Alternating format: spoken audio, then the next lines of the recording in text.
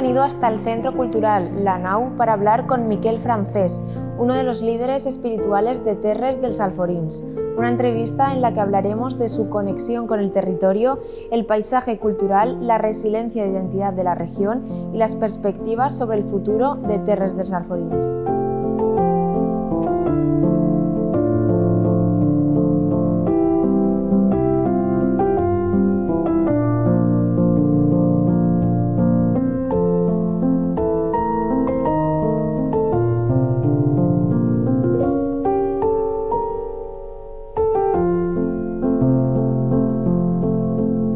Bueno, Miquel, pues muchísimas gracias por recibirnos hoy aquí en La Nau para hablar de un tema que encima sabemos que te apasiona, así que seguro que es una entrevista muy interesante. Para empezar, ¿qué significa Terres dels Alforins y qué vinculación tiene con Miquel Francés?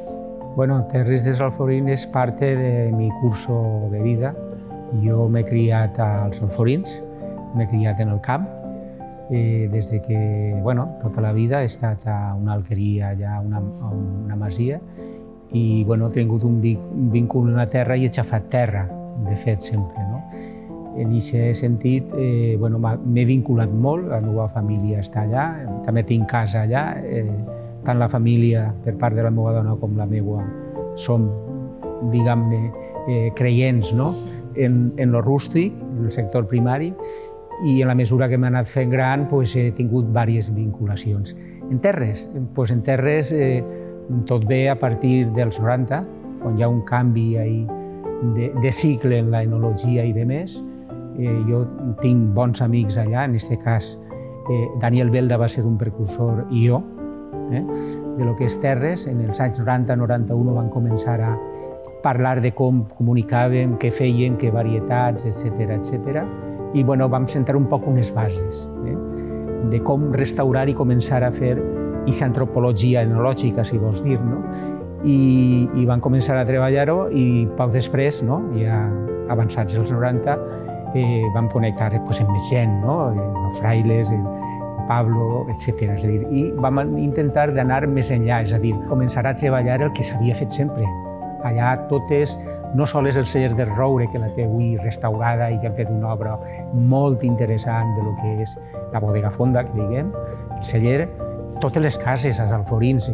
En aquella època jo me'n recordo el pare de Daniel Belda que vam estar fent un recorregut de bodegues fondes i em van tardar com 90 i pico soles en els Alforins, però les Alcuses altre etc. Que portem un llastre, una petjada en el pas del temps, on això era un fet normal i per tant el que volíem és tornar a posar en primer plano aquest valor de que un sector primari, que és l'agricultura i que és la viticultura, prengueren la força que van tindre en algun temps. I en el pas del temps van constituir terres, va fer una primera connexió amb les administracions. Així on estem hem vist moltes vegades fent trobades, fent encontres cada any, també en el botànic, i pensé que hem de continuar en aquesta línia i sobretot el que jo sempre he comentat com a company de viatge és que aquestes coses no se fan d'un dia per a un altre. És a dir, els territoris enològics, els territoris antropològics, els territoris culturals es fan en el pas del temps. Nosaltres estem replegant, refent, rehabilitant un període cultural antic. Es más, en algunos de tus proyectos hablas de que Terres dels Alforins ha reconstruido un legado histórico para convertirlo en un paisaje cultural. Háblanos un poco más sobre esto. Sí, en aquest sentit tenim que entrar en el que és l'antropologia. Els paisatges culturals no es fan d'un dia a l'altre. Els paisatges culturals comporten tot un ecosistema de persones que conviuen i contacten i es comuniquen en aquest paisatge. I aquest feeling, aquesta manera de aquest feedback, aquest feedback s'havia perdut en el pas del temps. Entonces, el que hem intentat en aquest pas del temps, buscar-se aquest maridatge en aquelles zones on hi ha antiguitat, i per veure com ho han fet. Jo penso que això és sempre molt important. Cal mirar-se l'espill nosaltres, però mirar l'espill dels altres també. I penso que això és una tasca fonamental de recuperació històrica i de llegat cultural, antropològic i tal. I això és cultura. Això és cultura. Va més enllà de la mirada del romanticisme de l'inici de la geografia, no? Com més contemporània, és contemplar el paisatge. Està bé contemplar el paisatge, tenim que ser un poc romàntics, si vols, però sobretot hem de conviure. I aquest feedback i aquesta comunicació en el paisatge s'ha d'establir, i és el que estem fent. Y el paisaje enológico como tal ha evolucionado. ¿Cómo definirías a grandes rasgos ese desarrollo y qué impacto ha tenido en la actividad tanto econòmica com cultural? Que bueno, la parte cultural ja... Bueno, el desenvolupament és clar. Les xifres, no? I les hectàrees que hi havia en el 18 o en el 19 eren unes altres, hi havia moltes hectàrees, es feia a granels, fent vi per a granels per a anar a Alacant, al port d'Alacant o al port de València i per a exportar. No? Està clar que aquesta sistemàtica l'hem trencada, hem fet una altra cosa. Hem fet una altra cosa i, a més, quan comencem justament en la fita dels 90 és quan realment tot el sector enològic se planteja això, i alguns havien sigut capdavanters. No? Per tant, hem de fer selecció, hem de fer coses selectes, hem de fer coses que estiguen encabides en un espai i que el valor del substrat, de la terra, la edafologia es note, que les varietats antigues desaparegudes restaurem, no? El de perdiu, el valencià, en fi, l'arco, que estava mal considerat. L'arco s'utilitzava per a fer granels, per a fer vi que ningú volia, no? Me'n recordo a ma casa mateixa que fèiem vi per a l'any, no? I per a mantindre allà, perquè pagàvem en part als jornalers en 1,5 litres de vi que portaven una bota o un barrilet, i això era una part, no? del jornal. No? I aleshores se feia arco de vi de casa perquè ningú el comprava. És molt important, perquè han estat recuperant aquestes varietats antigues i verificant-les, clar, en quantitats molt reduïdes. No? I això jo penso que és un valor molt important. Mantener esa identidad. Efectivament. Y bueno, también para que la gente entienda un poco, ¿qué vinculación existe entre Terres i la nau? Entre Terres i la nau ha hagut una vinculació perquè la nau ha fet així, en aquest espai on estem, serenates, ha fet moltes coses, ha fet coses culturals, antropològiques, socials, i tinc que fer memòria també de la nostra universitat, que és dels 500, és a dir, estem en un claustre renaixentista. En un període determinat tinguem una connexió, hi ha diversos vicerrectors de cultura, perquè sí està la seu del vicerrectora de cultura, i està Toni Ariño, hi ha anteriors també, però sobretot en Toni Ariño, fem una connexió ahí, no? I aleshores fem així tota una sèrie de trobades que se fan.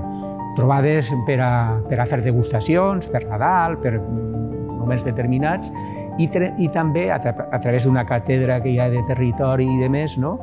Fem també alguna encontre, què és l'enologia, què és l'antropologia, jornades de paisatge, ho hem fet ahir a l'Aula Magna, hem fet diverses coses a l'Aula Magna. Al final es vincular un poco, ¿no? La actividad académica con el territorio. Correcte. Y que se defienda. Y bueno, ya de cara a futuro, ¿qué perspectivas se prevén en Terres dels Alforins? Jo penso que estan ja ara mateix sembrant aquestes alternatives de futur. Sempre estem adaptant-nos. O sigui, el nostre pas per la vida és un soplo, com diu aquell en Cambra en el seu vi, i hem de saber adaptar-nos, no? I hem de saber adaptar-nos. I està clar que el nostre feedback no sols l'hem de tindre en el territori, sinó l'hem de tindre en l'entorn que va més enllà. No? Aleshores hi ha mercats diferents, hi ha maneres de comprar, hi ha maneres de comercialitzar, estem en el comerç d'internet, no? Estem en una altra fase.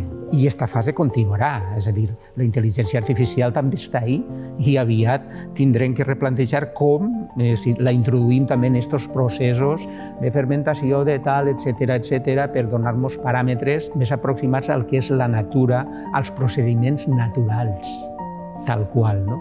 I hem d'extraure totes aquestes coses, no? Des de el que és comercialització, el que és màrqueting, en tots els nivells hem d'anar adaptant-nos. Jo penso que estem en la línia i, de fet, que Vinya de l'Alforí, que l'altre Pablo, no? Que està a baix en la divisòria d'Ontinyent i de més s'hagin incorporat, i tinguem ja una projecció, en aquest cas el Manuel García Portillo, que també s'ha incorporat, etc., ens està donant una ampliació en diferents formes de veure-ho, no? Però que convisquen aquestes diferents formes de veure en un mateix territori, això és altament positiu.